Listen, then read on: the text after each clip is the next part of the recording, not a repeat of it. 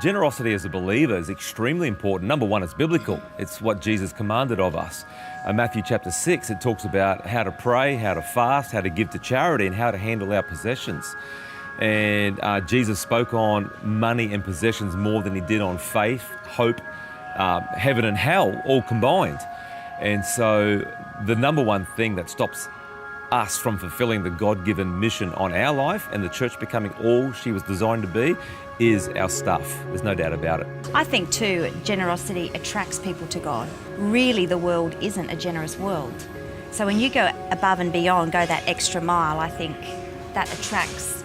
Now, we serve a God of excellence, and there's nothing worse if people come to a church facility and they see everything done second rate, second-hand food, second-hand coffee, second-hand sound. So we want to do the best that's within our abilities to set an environment where people can come and engage in worship, be in a facility that's safe for their children, knowing that their cars are safe in the car park.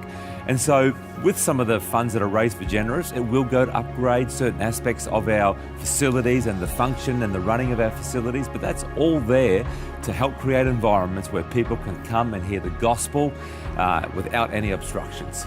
And generosity is so important to the mission of the church. God has money on his mind because he has people on his heart. Creating environments to have intimacy with Christ, relationship with others, and influence in our world. For us, it's all about creating an atmosphere where people can come and they can hear the gospel. I would like to think that a mum, a businessman, a high school student, a child could walk through the doors of our church and feel better because they've been there. When it comes to intimacy with Christ, our generosity is so important because it sets the environment that, whether it be a Sunday service, the environment that people walk into. And you can break down a lot of barriers just by the environment that's set. A bigger part of what we do in our kids' ministry in Elevation Church is to inspire kids of intimacy with Christ.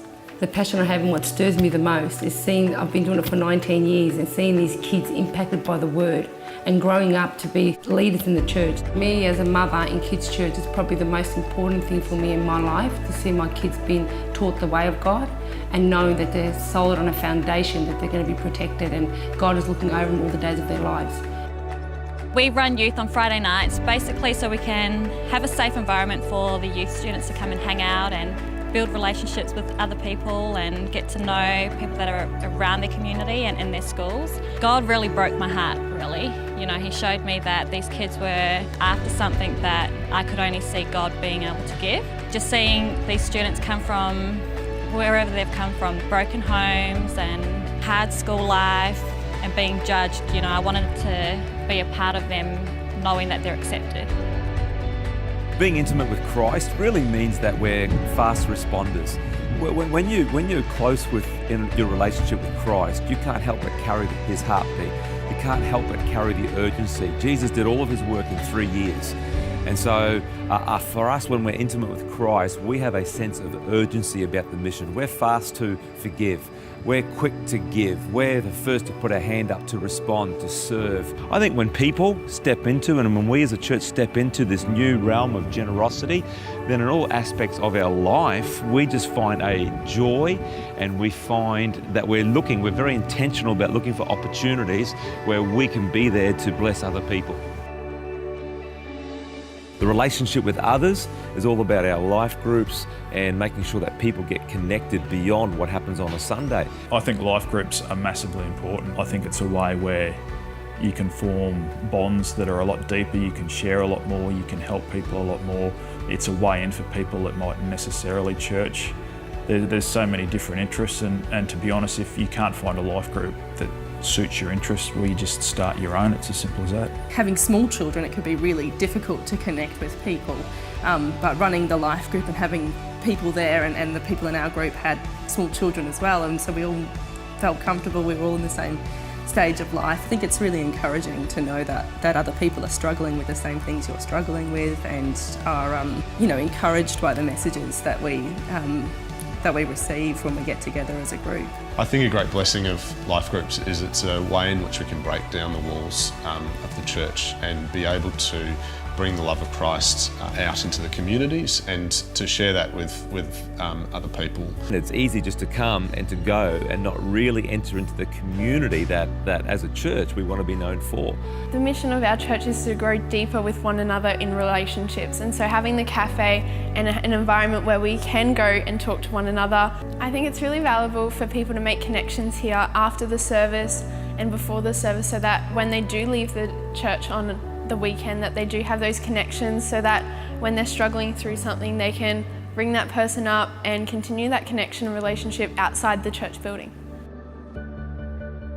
You don't have to look far to see, whether it be through Red Frogs, through our high school programs, whether it be through our quick fits, whether it be a clean-up after a natural disaster somewhere. Elevation's always been on the front foot when it comes to wanting to see the message of Jesus go beyond the four walls of the church. At Elevation Church, we have a lot of volunteers that go into the university, schools and TAFEs as Red Frogs. We serve the young people, we do games nights, we do hydration stations at campus parties. I'm a foreign student, and when I first came to Australia, I was here for 2 weeks, and a friend of mine invited me to a Red Frogs night, and I wanted to know more about it and I wanted to be involved, and that's how I found out about Elevation Church, because I asked them all, what church do you go to? And they're like, Elevation. And from there, I was like, oh, I'd love to go to the Red Frogs, get more involved, and also get to be involved with Elevation also. And it really does change people's opinions. It's like, we're not here to judge you, we're here to love you. And if you want to know more about us, then you're welcome to come. It's so good, the opportunities we've had through Red Frogs to step into universities. But when I think about the potential, there are so many more universities, so many more schools and TAFEs that could benefit from the work that we do in Red Frogs. Our generosity can go to places that we'll never physically be able to go ourselves. And you may never walk into the corridors of a university and hand out Red Frogs, but your generosity can enable someone else to. You may never get to drop in on a high school program, but your generosity allows that. You may never go on a mission trip. I pray that you do, but you may never get to go on one. But your generosity can make sure that someone else goes there on your behalf. And so it goes way beyond wherever we physically can go. Through Global Care, we helped with the disaster relief, and recently we went to a small town, Tubolgum.